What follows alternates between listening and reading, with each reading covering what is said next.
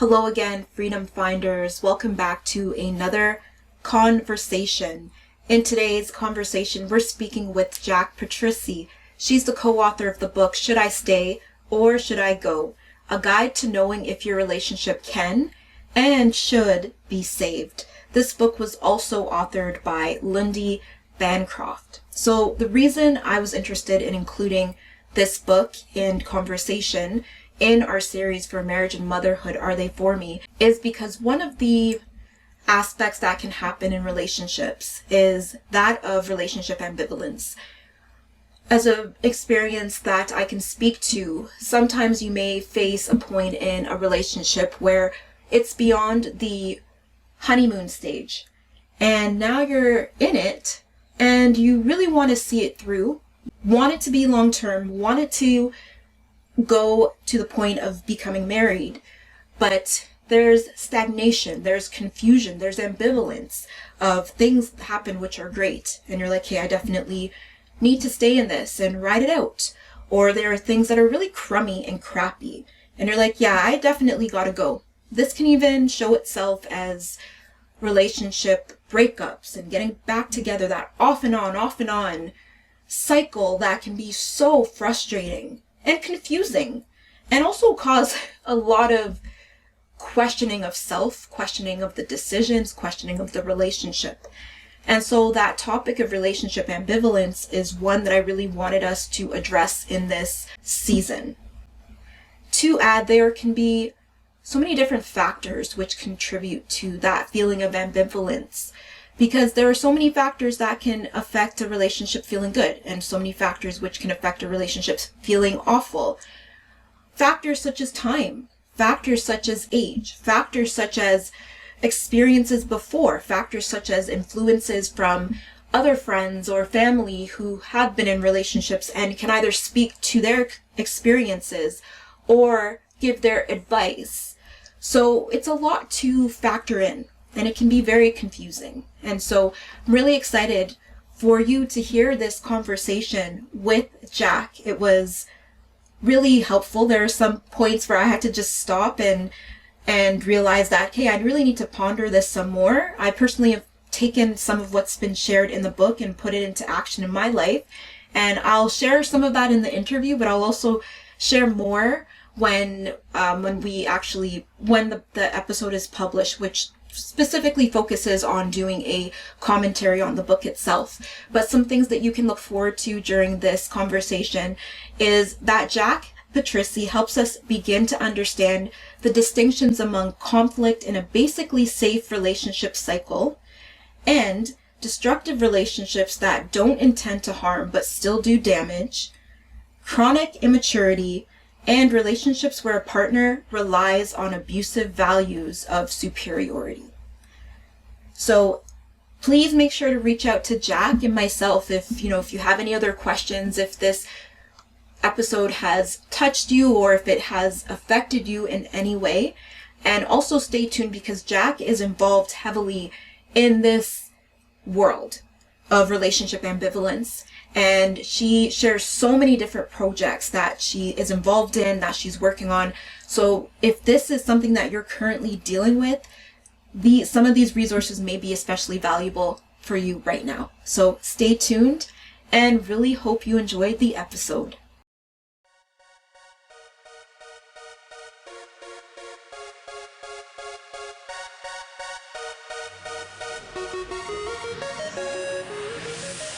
Hello, this is Alisia Young, and welcome to Teach Me Freedom.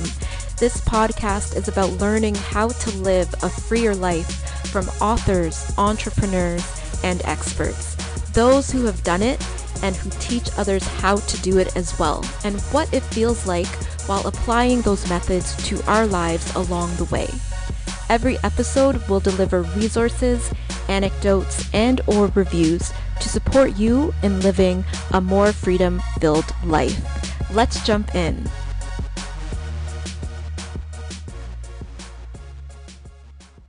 Please note the video version of this episode is available on YouTube at Teach Me Freedom.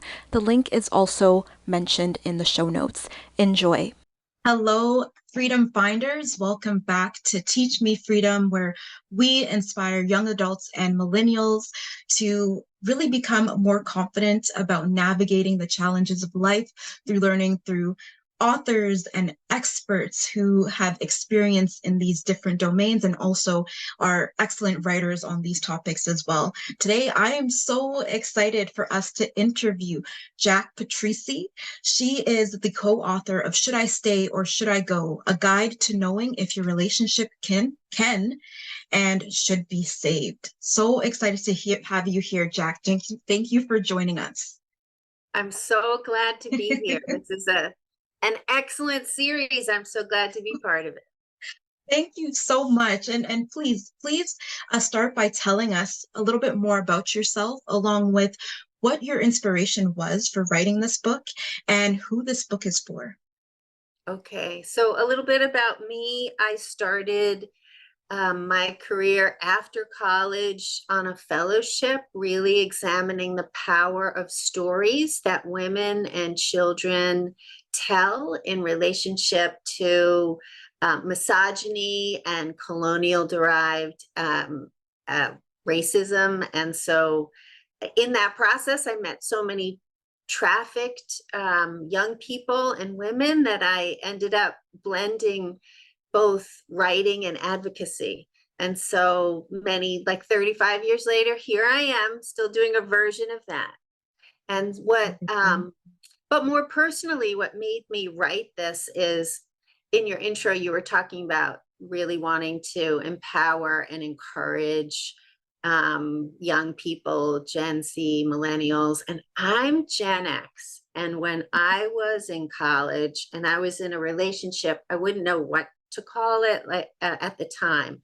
Wasn't quite abusive. I have a bunch of language and ways of thinking of it now, but I remember struggling for resources and concepts and realizing the people I talked to, the therapists, the books I had, they didn't do a good job in sorting out exactly what I needed to know. And then later, when I became an advocate working for people who've been harmed in relationship or in community, the frameworks we used were just too broad and not really helpful for the day-to-day. And so, eventually you become the answer. Like if nobody's giving you the answer, you become the answer. And so I was like, you know what? By the time I was 32, I've been on my third marriage, and I've been married. I've been together. We're happy 25 years. So I guess third time's the charm. But I had experienced an abusive relationship and what I would call a destructive relationship, and then am in a really happy relationship. And those distinctions and going through that and understanding exactly what it was better than a PhD. Because back in graduate school, they're still using frameworks that are just not helping us. They're like, oh, is it healthy? Okay. That's just is it toxic? It's too big. It's like not really helping us. So that motivated me, is like my own journey. And then seeing that so many other people need this help too. Absolutely. Yes. And it's really very evident in the book because as we were discussing just before starting to record this, it was like quite a journey, quite an experience to actually just come down with questions to ask you from an interview perspective, because the book itself is so deep with wisdom and knowledge. And of course, we're going to be doing a separate episode where it focuses more on what the details of the book in that perspective. But it's so amazing that you're able to distill from your experience and then your knowledge and the challenges that you've gone through, and that strong desire to, as you've kind of shared, to be the change you want to see. You're trying to find these answers, and these things that are resources are not really kind of being met at the level that you need them to be. So it kind of propels you to have to be the one to step out and figure all this stuff out. So thank you for putting that into a book and having this conversation with us, and having that be your driving force to really create something that goes beyond your life experience to really help those of us who are dealing with this like what decision do we make? Should we stay? Should we go? Is it worth staying? Should we just go? And then as you shared that aspect of language, abuse, toxicity, healthy, all these broad words, but then there's all these nuances.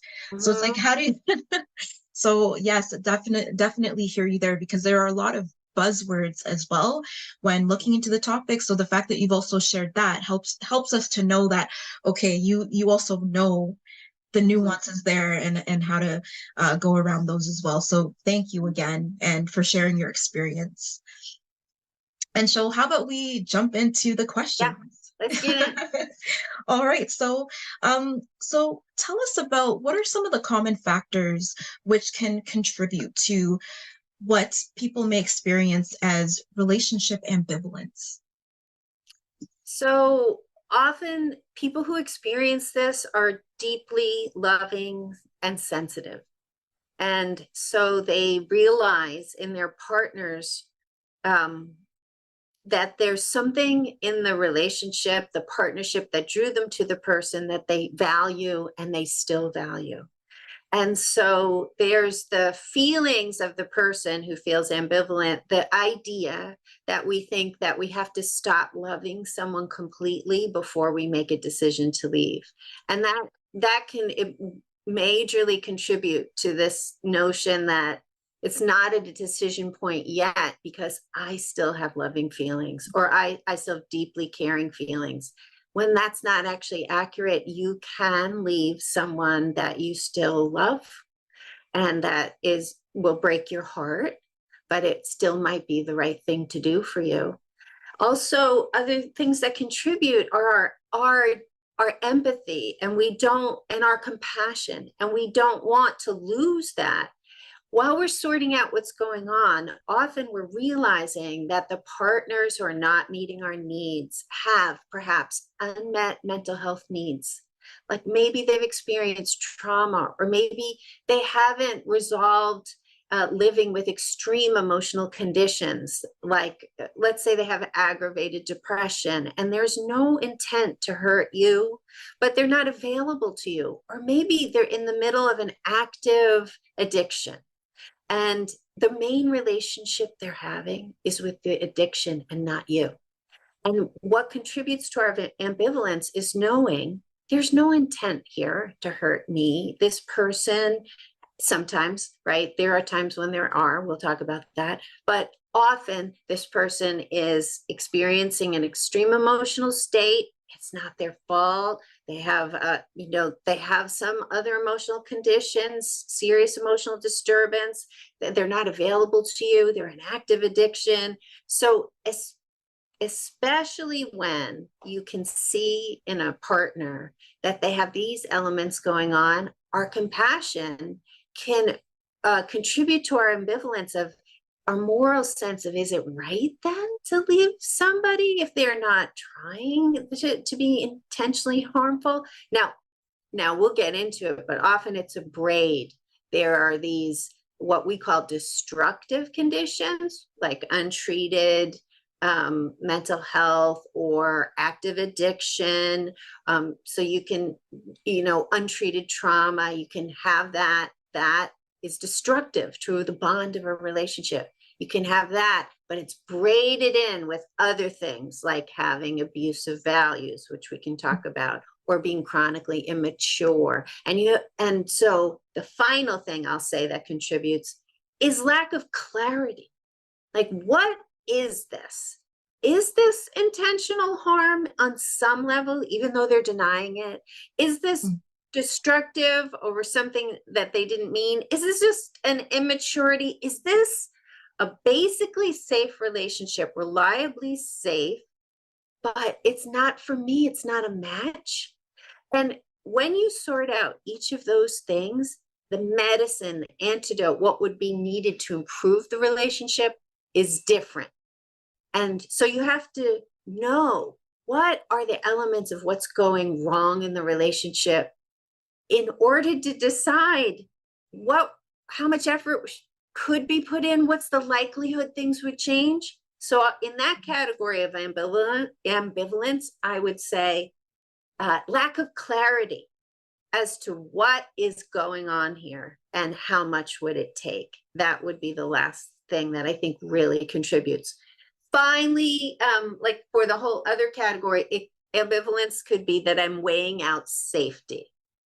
Safety and getting my basic needs met. Like that's a thing that often people are too ashamed to talk about out loud. Like, hey, it's no joke. This, given our economy, this is the only way I can afford an apartment. And so that's the real thing, you know, like that's really why I'm here, because even if I did break up, I can't afford to go anywhere, and neither can my partner. Or retaliation, like weighing out the things people don't want to say out loud. That contributes to ambivalence. Is there's all the category I'm basically safe or I'm not getting my needs met, that other category, and then there's getting your life needs met and your conditions for living and safety. Yeah. That's why it's so Yes. hard. That's why we're having, that's what it's really like. And so when you get this checklist, is your partner abusive? You're like, that is just not enough for me right now. Yeah, absolutely. It like really makes it more unclear to know that when there's all these different factors at play.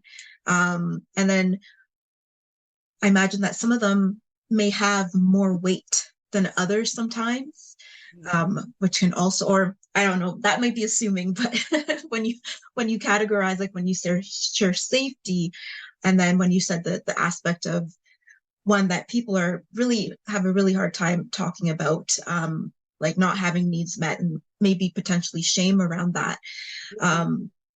It's it makes me wonder if some of those would be graded higher or lower in terms of their importance of whether to stay or whether to leave. In people's lives, they definitely weigh them out. It's a trade-off. And what gets weighed first is getting your safety and your basic needs met. And we live in cultures that shame people individually for not getting your basic needs met, as though it's like we're not trying hard enough. And that is an inaccurate assessment. Like this is an era of extreme disparity, and it's very hard for people to get our needs met now. And so, yes, the people I talk to, the people I work with, they are weighing their trade-offs. And the first is safety. Sometimes the second is safety, and the first is eating and sleeping, right? And then after that, they're like, okay, safety. And then people look at their emotional needs. They're like, a lot of people are like, I don't have the luxury for that. What are you talking about? So, yes, lots to definitely consider. Yeah. And so I guess the next question that would lead to is, what are the consequences for, or what are some potential consequences for not giving, this feeling or this state of being our full-hearted attention? Because something I notice is even myself personally can be in this state for many years, because you can have ups and downs. Things can get better, then they can get worse, and then, like you shared, we're in a time where economically things can be very trying and very expensive, and sometimes like, okay, it's not that important right now, I'll give it some thought later, but then time continues to go by. So, what are some of the consequences for not really taking this as a serious matter? So my next big turning point birthday is 60. Do you know what I mean? Like I'm headed. Okay. Like I'm past the 55 and I'm moving towards 60. Wow. So I'm talking experience as well as working with thousands. Like it's been over 35 years, right, of people. So if this is, I'm just hoping to get in to some young person's feelings right now when I'm telling you from this standpoint, you're not going to get the time back. You're not going to get it back. And even if the person that you're devoting so much hope and effort and energy into, all your creativity, all your hope, all your care, even if they change and do what they need to do, you will be realizing that it will start whenever they get it together, and all that time will still, all that you gave will still be gone. It doesn't all add up later. Like even when so let's say you put in 5.5 years with a partner, and then they start fixing to get ready to get it together to meet your needs, basic emotional needs, and things start going better. It doesn't mean all that 5.5 years, the frustration, the things the lack of the joys you didn't have, it doesn't mean that's magically all done and cared and healed. And that is one of the biggest pains and surprises that I have with people I work with who do stick it out long term, with someone who has really high needs that are not meeting theirs, is that somehow they thought when it works, everything will be better. And what has happened is you have a really big unmet need, and now you're out of balance. Your needs haven't been met for so long. And then you're with someone who's just starting to be able to meet them, and you're way out of whack. So even that, I want to say, even when it's what we want, success comes at a cost. So I just want you to get that you matter. All that loving, patient care that you want them to see that you're doing, and you hope someday they'll see, wow, look what you did for me. Yeah. Even when they see it, they don't really see, because they're not experiencing it. They don't know what it is to have given and held that space for all those years and all that time, to have been so disappointed in your basic needs, to have been so unseen. That would take something else. It would take them doing it for them to see. So I just want to give that big caution that you're not getting it back. And so weigh this out for you. That's deep. I take that as well personally. So Yeah. thank you. Yeah. And I'm telling you, that insight is paid in full by me and many people who are like, I can do this. Of course you could do it. That's why the second half of the title is, and should you? yeah. Now let's say that one was at the realization that, okay, I don't think the relationship should be saved. Like they reach a point, they've read the book, and they're realizing, based on the knowledge that you've shared, the inquiry and the exercises, and they really took it seriously and did the inquiry and came to a point of, I should go. But they're terrified, like absolutely terrified. How do they navigate that side of things?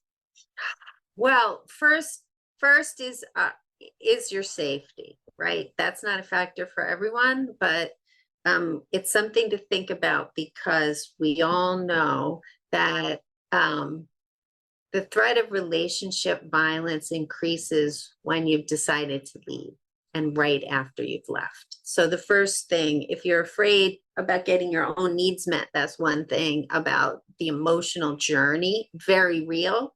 And I want to set that as separate from the possibility of retaliation like that. And that is what all of those excellent nonprofit domestic violence anonymous services hotlines are all for, in case you are worried. Your intuition is like, I've never seen it before, but I think if I actually leave, there'd be retaliation. That's what those are for. Now, the other category of all the fear and which is real, because if you let go of the role that you had, and you're beginning this role with yourself, changing everything in your relationship, it's my main piece of advice is, the slower you go, the faster you heal. Go very slow with yourself. There's going to be an enormous amount of grief because you're grieving a lot. You're grieving what you hoped would happen. You're grieving what you thought you had. You're grieving all that you gave. And somewhere in there, remember I said you're not getting the time back? Yeah. One of the blessings and mercies of this process, if you do go, is all that thoughtfulness, all the things that you gave and tried, your humor, your cajoling, your helping, all that creativity that was for them is still in you. And it's you. It's for you. Like when you're the one leaving and you're the engine of like, I think we can do this. I think we could hold it together. And then you stop that. You've got a you for you now saying, I think we can do this. I think we can hold this together. And it's now for you. And that's really, if it hasn't been coming back to you fully, that's really who all that was for. And you can actually, if you go, you can look back and be like, I did a great job.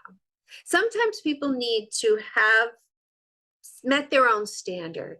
Like, I just have to know that I tried.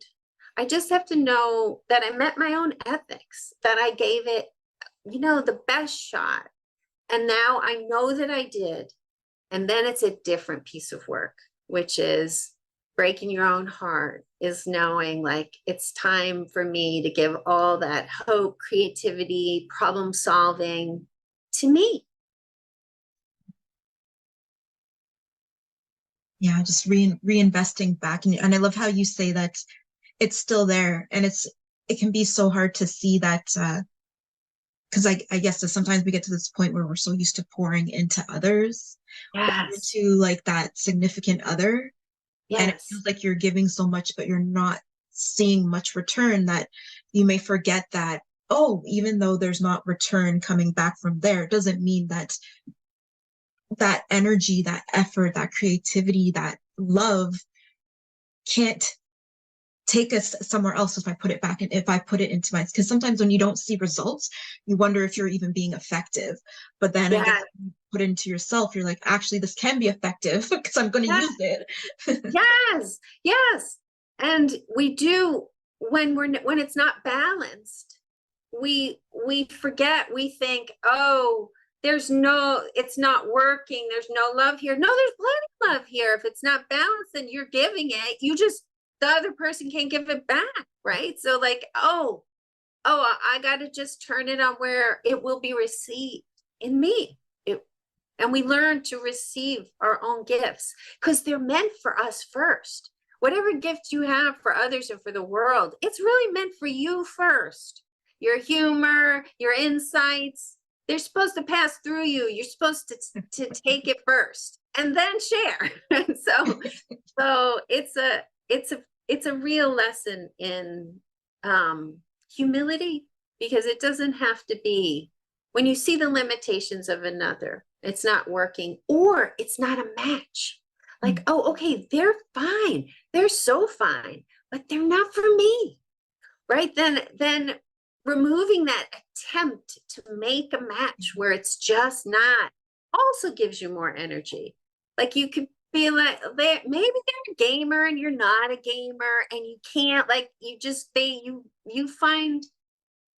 find your wisdom in nature and they find it in a church, and there's just too many places. Not that you always have to be in alignment on everything, but what I'm giving examples of, sometimes there's too many places where you're not feeding one another, where you're not, because your relationship's supposed to make you stronger. And you forget that when you're in this working so hard phase for so long. Yeah. It's supposed to make you stronger. It's supposed to make your life easier.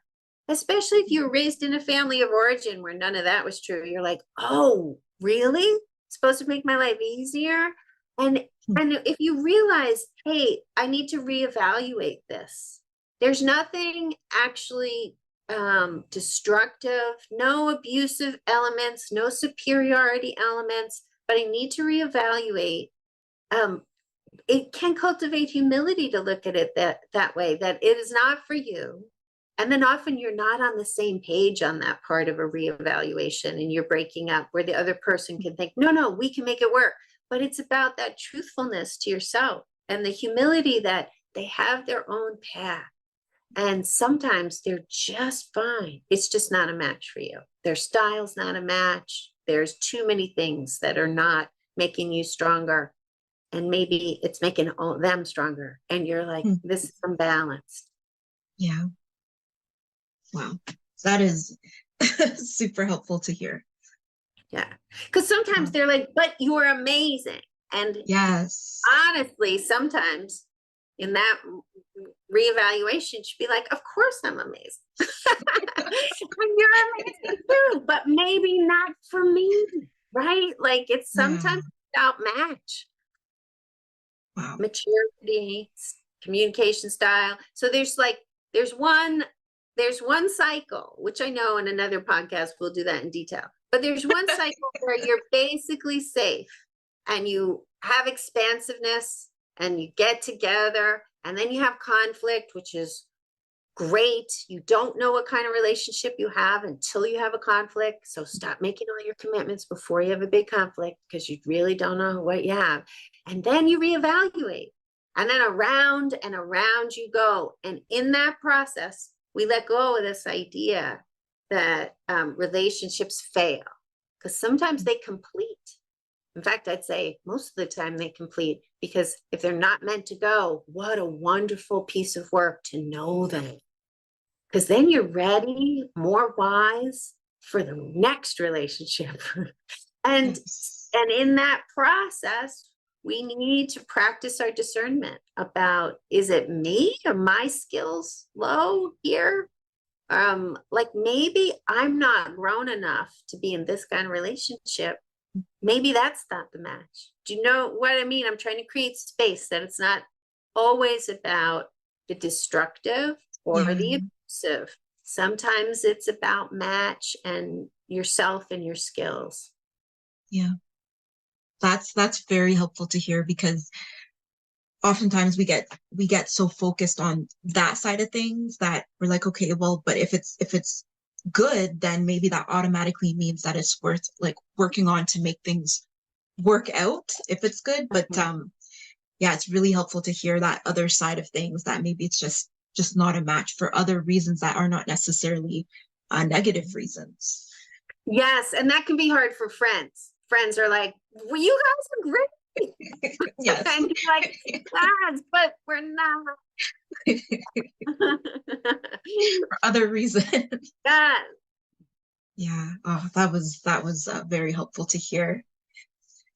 And yeah, with that being said, that leads to a question of how to, there's an aspect that you talk about in the book, which is kind of like and you shared about it at the beginning of this conversation as well, of sometimes it's like hard to even make a decision because you still feel deep loving feelings and loving caring feelings.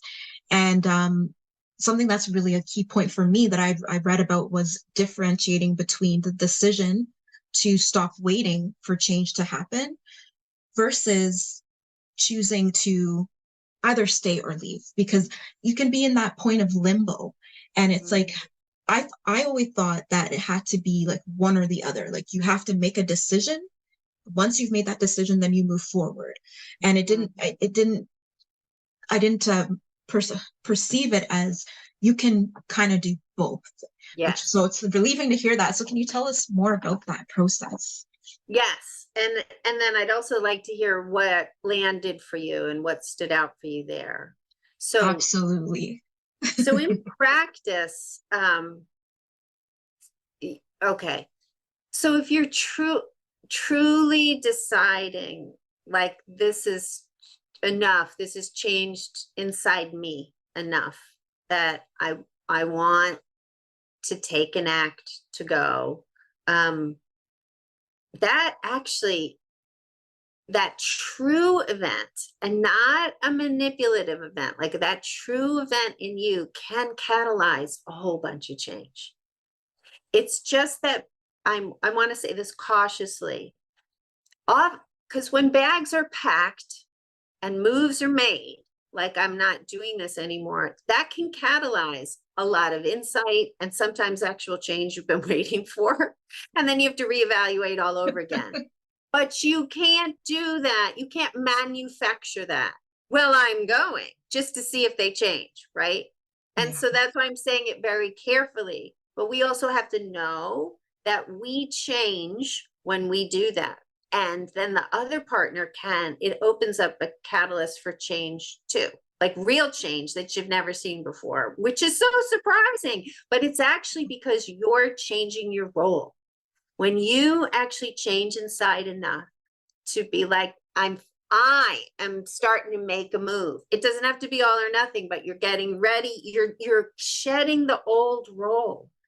And you're actually saying things that will destroy the old agreements, right? Because they have to go. The old agreements don't suit you anymore because you can't pour. You can't. And when you destroy the old agreements, things happen. Like you might discover, I got nothing for you. You might discover, I still love you, but I'm never doing that old thing. And then the other person, a whole range of things can happen. Sometimes they kick it into gear. And you're like, really? Well, you're gonna have to show me this, right? That's why I'm trying to leave room, but it has to be authentic. And it's actually good. Like when you're really done with the old role, good. Because it doesn't even mean that the old you think that it could mean the whole relationship is gone. It does. The old agreements are gone. The old way of being together is gone. It has a little room that this relationship might be something different, might actually change, might start to meet your needs. But you can't go back into the old agreement. It won't fit you anymore. It's like a pair of pajamas that don't fit. No. So what stood out for you in that? Like, what kind of distinctions, what stood out for you? Yeah, well, honestly, just even deciding to read this book was a big deal for me, because for me, it was really acknowledging that I've been in a limbo for a period of time. And it's like, like we talked about, the gets good and then it goes back to bad, and it just goes back and forth, and time just keeps going. And so for me, what really impacted me was when sharing that, is that, you can still work on other areas of your life. Like, we go back and look at what brings you alive. And for the longest time, I was just focusing on, okay, I'm really trying to make this work. And so much of my attention was going towards it. And that realization that I can't make this person change. I'm trying to convince them of, look at the value, look at what we have here. Like, can you please get it together, make things work? Because these are things that only you can do. And I'm working on my stuff. And then when I started to be like, okay, me continuing to push, as badly as I want it, they have to want it just as bad. And it has to be like more than just words. It has to be actions. So then I started, after like reading that, I started to think about, okay, well, as you shared, like redirecting that, you have that energy that you've been putting into them and it's not really going anywhere, at least not right now. How about I put that back into myself? How about I put that back into rekindling some really great friendships, both males and females, and as you shared, non-sexual, just great relationships. Pour into those. How about the things I loved doing? Like, I loved writing, I loved reading, but I was too tired at night to do some of these things. So I was just so like obsessed about the relationship and making all these plans. Like, by this point, we should have had this milestone. It hasn't happened yet. Okay, but maybe if we're lucky, it will happen here. And then once this happens, we can get to that. And then I was just planning out this whole like trajectory for the relationship, that I wasn't planning my trajectory for my life. And so I reshifted that to kind of start the process of like, okay, what is my dream life? And how about if I make a few different game plans, one for if things work out with this love of mine, another one for if they don't work out, and another one, this is my biggest dream, and what steps can I take towards that, but still be prepared for these things too. So it really got me thinking in that way. Oh, I love that. I love that. I'm actually listening to you going, I totally agree with that. Oh, but that's in the book, right? That's why I agree with it. So yes, that goes like go to what we were saying earlier about that time's not coming back, that thing. Yeah. And so even if the relationship's not giving you what you want and you're still sorting it out, we should have as many as we can manage rich, close relationships. Like what happens when we're not totally satisfied? It's so ironic. We put so much energy into that not totally satisfying relationship at the expense of cultivating all these others. Because we're like, if I'm attending, and if I don't, it'll get worse. It's not supposed to be like that. Like we can put all that energy into cultivating rich, connected, vibrant, close other relationships. Also, us cultivating our dreams, because if it works, you still want to have moved on your dreams. If it doesn't work, oh, you definitely want to have moved on your dreams. Yes. You want, like, no matter what, even like my kids are older now and I just fledging them. I am so grateful I still cultivated my dreams, because when they just left, I'm like, oh, I have a whole life. I have a life. So like an intimate partnership, they're not the whole sandwich, right? Like you need other nutrients. You need a smorgasbord. You need all, and you need a lot of time to cook, right? Your life. You need, like that. Love that. No, you don't have to have everything you want in a relationship to have your podcast, right? Yes. Yes. So true. So true. Glad you brought that up. It was a big surprise to me too, figuring that one out. I was like, what about the rest of my trajectory, my life? Yeah. Mm-hmm. And that has to do with our socialization, which I know you got come in as a question. Oh, yes. Thank you for that perfect lead in, because another aspect of what you've shared about is, and of course this book is really geared in a certain direction, but it led to the question of societal expectations of males and females and definitions of masculinity and femininity and how that can contribute to relationship ambivalence, but also to the roles each person may play. Of course, this is just coming from the perspective of male-female relationships, but also honoring that there are other types of relationships as well, but just for simplicity, masculinity and femininity. So how that contributes to this whole dynamic and the shift of that.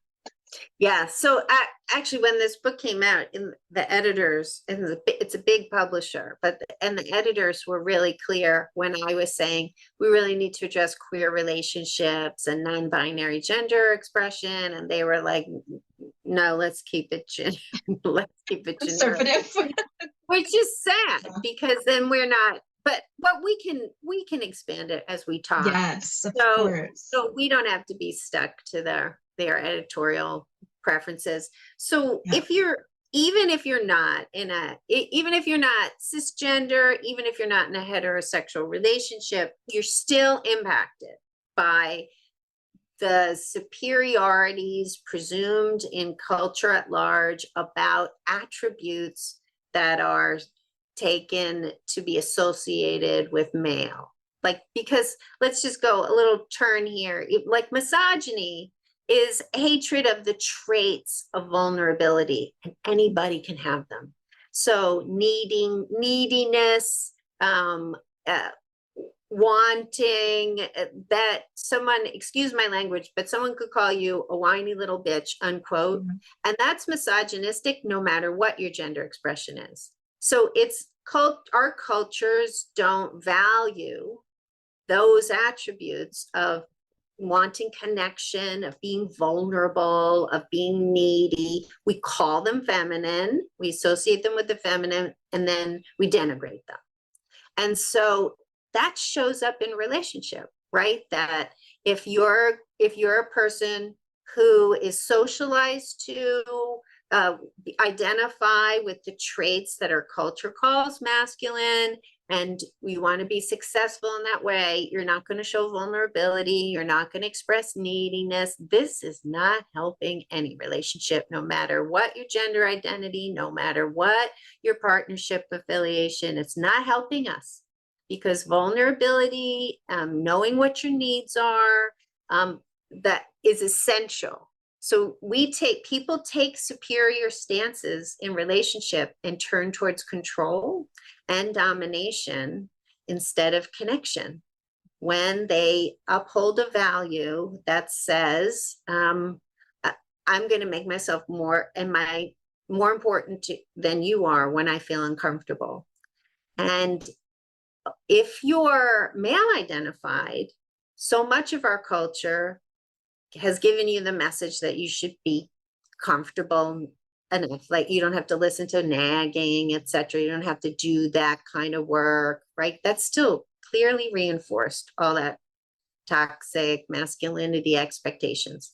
That's different from loving the beautiful aspects of any kind of masculinity. That's this like warped version that is in our culture. And that gets you trained up to think, if I'm outside of my comfort zone, then I can do what I want, make myself superior in relationship to somebody else. And that is abusive right there. And that's the thing that needs to change, and that's how our acculturation is contributing to really high rates of abusiveness. Even if someone doesn't lay a hand on you, if you're listening to this, that you can't make your partner uncomfortable in certain ways or they'll retaliate. You can't say or do certain things. That's the worrisome, that's the abusive thing that you're working to undo, and that they have to want to undo. Essentially, they don't feel like they're in mutual responsibility, total mutual accountability with you. And our culture contributes to that. It will say that that's okay. And if you're male identified, you're not totally in mutual accountability. And it'll reinforce this idea that if you're female identified in relationship, you're supposed to keep it going, and that it will be your failure if you don't. Yeah. And that you're the nurturing one, and you have to be the vulnerable one, you have to be the giving one. All these things are so old and still fresh and at play, and it's not helping, because it doesn't serve anyone. You'll just get drained and it will be unbalanced from the start. Now, there are some people, I've worked with so many people who are like, hey, I like that role in my relationship, and I am a woman and I'm heterosexual, I'm cisgender, and I like that role. And maybe it's part of my religion or some of my whatever other beliefs. If you have mutually satisfying, mutually agreed upon roles and it's working and you're not complaining, and okay, then, right, right, this is your mutually good. But we're talking about when it's wearing you down. And this is how it contributes to abuse and destructiveness, and also just plain old chronic immaturity. This idea that I'll put more effort, I'm 25 years old, and it is time to have gotten better at perspective taking. It's time to know how you feel. It's time, even if you're neurodivergent, people who are neurodivergent can be really great in relationship. They work on it. They work on understanding perspective taking. Just takes more work. But there are people who are, they are neurotypical, and they're just been socialized to think, I don't really have to take a point of view other than mine. And I just feel like doing what I want to do. And that chronic immaturity will fray the bonds of your relationship. And that's how these cultural normings get played out in our relationship and are helping people. And I'm so glad that they're starting to be questioned more deeply than ever. I mean, they've always been questioned by some, but more and more people like the people that my generation raised are like, this is bullshit. And and we should. But then there's the Yeah. backlash. It's like a Yeah. huge backlash. So that there are people really cultivating an idea of no, feminism, or the idea that we're equally valuable, destroyed everything. And of course, Yeah. that's just a backlash. We all of us have feminine characteristics of nurturing, vulnerability, needing one another. We need to be connected. And in fact, connection is the antidote to domination. Domination promises, getting it your way, promises to give you so much short term. It looks like it does. Long term, it will never satisfy you. Only deep, true connection and humility will. And that is why it's harder for people socialized as male to actually make those kinds of changes unless people change their social groups and get Yeah. reinforcements. Yeah, definitely. That is, yeah, that's you just really explained one of those root issues, which shows the consequences on many levels, like that, those key ways of thinking that play out in so many ways of interactions and like Mhm. mindsets and just so many things. So Mhm. yeah. Yeah. Right. It applies to everything. Because had we focused on true connection with the natural world, we would not be in a climate crisis. Instead, we took a superior stance. This Mhm. world is ours and we're superior Yeah. to it. So, it's a powerful lesson, and it's never going to work. Domination is just a short-term agreement that has no legs long-term. It will destroy. I feel like I need to meditate on that for a second. Mhm. Just on that alone. Yeah. Mhm. Wow. Wow. Whew. Deep Yeah. truth there. Deep Yeah. truth there. Yes. And so, yes. And so, um, as we start to wrap up, I just wanted to ask you, I mean, there's just so much that you've talked about, which has given me so much to think about. I know without a doubt, our listeners so much to think about in addition to the book. Like, it's amazing. This is what I live for. So thank you so much for that. And so our next question for you is, what are your top 3 resources that you'd recommend for, those of us who are going through that? I mean, of course, your book you don't even need to mention that, because that's Okay. definitely one, but to navigate this relationship ambivalence and everything that we've talked about.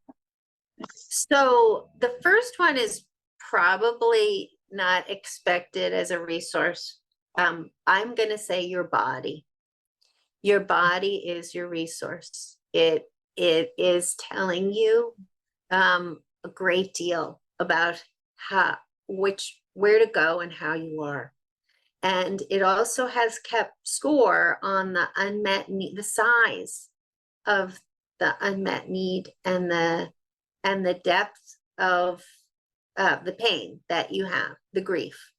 And so going very slow, getting back into relationship with your body, it doesn't mean working out.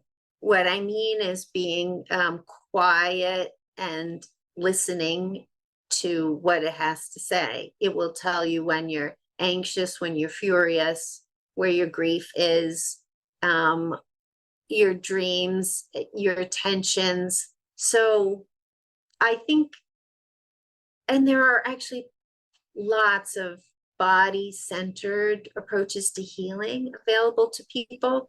And you're probably noticing, I just want to honor that my first teachers and ongoing teachers have been Indigenous, and really there are land-based Indigenous people who have been holding truths about human relationship for over 30,000 years. And so there was a reason why there was dance and ceremony, body-based truth finding in Indigenous community. That is a real medicine for all of us. So our first resource our breathing, our presence, our knowing, all that we know.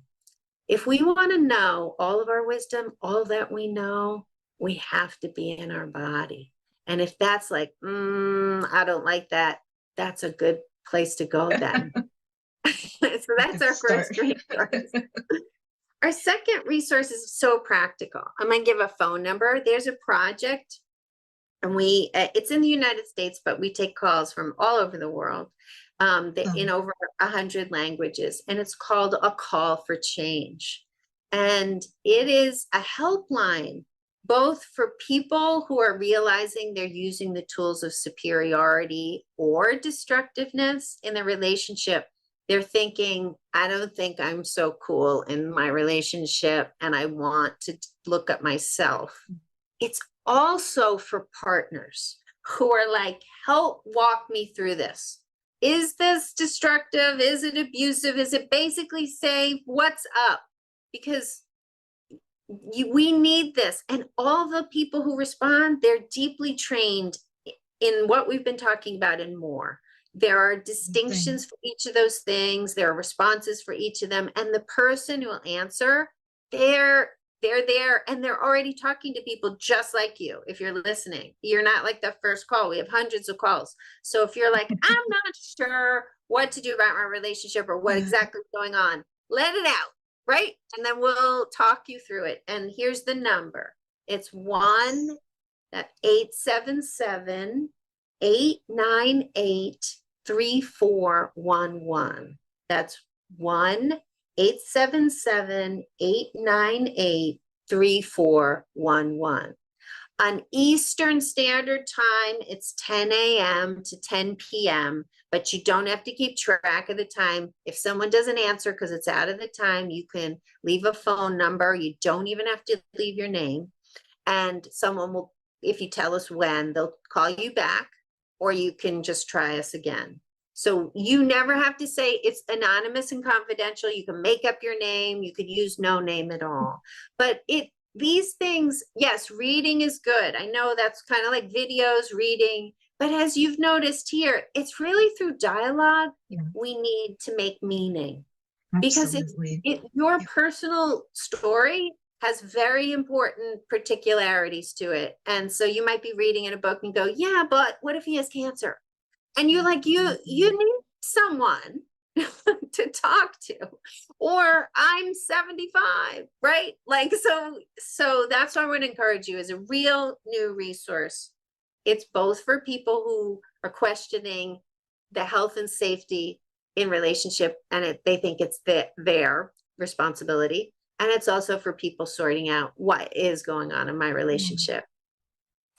And then the last resource, actually, for understanding these things that I work at this organization called Growing a New Heart, and there are all these cool trainings that help you understand all these frameworks. So if you're not a reader, you would have you could take like a 3-hour training, or if you get really into it, like a 12-hour training with a bunch of super fun people. And there's like groups and dialogue, and just look at growinganewheart.org, because not everybody just reads this stuff. Not everyone wants a phone call, but you want to be in a group. You don't have to say anything you don't want, but people they're beautiful and fun, and there's so much wisdom. And like listening to you, everybody's story has wisdom in it. And sometimes we need to do that. There is we have a retreat. If you're totally jammed up, we have a retreat called Happy and Hard to Fool. And it's a weekend retreat for people go to when they're like, I need to think through my relationship. And it's just about that. And that's what everybody there is doing. And so that helps too. So those are some resources that of people I love and I work with and I totally trust do. Some I do. And then this whole group of people who respond to you on the phone. So phone, in person, reading, don't forget your body. Yes. That's incredible. I love it so much. And I love how you really have really focused in on this really, really important area and domain that can suck up so much of our life energy. And and that you acknowledge that we all have different ways to really address things that we're challenged by, and have really made sure that there's ways to go about it if you're not too much into reading, or if you want to go about it a different way, or you want to go it in multiple ways. And so this is so beautiful. So thank you for sharing that with us. And then lastly, please let us know if there's, if there's any other projects that you're working on that you want us to be aware of, and if you have anything else to share with us. Yes. So I work with some amazing people who do really great work. Like there's an organization, Estoy Aquí, in Spanish for I am here. And that looks at how to understand the feelings about wanting to die or desperate feelings like that, how to look at those outside the box without pathologizing yourself, and how to talk to people about those extreme feelings without using systems of control. A lot of people are afraid to say the truth. When we're talking about relationships like this, we know one of the open secrets is sometimes you gave so much and you were given so little in your formative years that when you think about changing the role in the relationship, the truth is you don't want to do anything because it makes you feel like dying. And that for some of us, that's true. And we don't say that out loud because then they'll take my kids away, or they'll involuntarily incarcerate me in a mental institution, etc. And people have been harmed in that way. And so Isabel Garcia is a beautiful friend and colleague of mine at Estoy Aquí. She also co-trains on all this other stuff about relationship, but she has a specialty where she looks at how to talk to people about those extreme feelings without using a system of control. So Estoy Aquí and Isabel Garcia is a resource. And then also, I've already mentioned it, the really wonderful frameworks at Growing a New Heart that help us sort out all of our relationships, including our racial relationships. So we have a program where all these principles apply to our community-based relationships, and there are particularly skills that we can use with other forms of superiority, like racialized superiority. And so dialogues across differences, compassionate, accountable conversations are all allied things as we're growing on our path, and we're not just looking at our intimate partnerships and we're like, I want to be better in all my relationships. I know I don't want to pile on for anyone who's like, yeah, but what about my partner? Okay, you just do that. But if something's calling you and you're like, yes, I want to keep growing in that way, check out those dialogues across differences, compassionate, accountable conversations, and Estoy Aquí. Oh my gosh, you're speaking my language. So I know you're speaking a lot of listeners' languages too. So thank you for just, sharing it all, because it's like evolution is a process. So thank you so much. Oh I my love gosh. that you do this. It's such a beautiful gift that you're sharing with us all, and your open spirit and your brilliant, incisive mind make all this possible. So you're holding a beautiful party, and I'm so glad that I got to come. Oh my gosh, thank you so much. It's been, you made a dream come true for me. So thank you so much. And it's been such an amazing pleasure having you on this show. Thank you so much again. Thank you for all the resources that you put out there for us, and that you continue to put out there for us. Thank you so much, JAC. It's been such an amazing pleasure.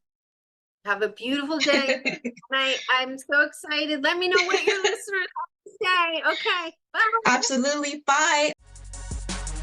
Thank you so much for tuning in to this episode of the Teach Me Freedom podcast. We hope you enjoyed it and found it beneficial. Feel free to reach out to us at teachmefreedom2020@gmail.com. And if you haven't done so yet, subscribe to the show on your favorite platform for streaming content. Feel free to comment and leave a 4 or 5-star review if you feel so inclined. Connect with you next time.